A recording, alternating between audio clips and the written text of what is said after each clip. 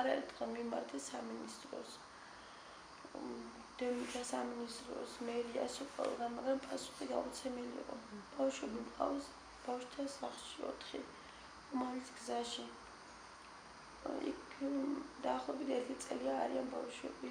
ცხოვრობდი ქალთა ძალადობის ცენტრში 6 თვის განმავლობაში. მის ვიდროებითი არის. დავეუფლე სტილისტობას დავამთავრე. მუშაობდი სალონებში. ძალიან მცირე იყო ეს შვილებსაც საჭმელის ფულის აღარ მქონდა იმდენი მეჭიმე. ვიქირავი პატარა ფართი 90 ლარად.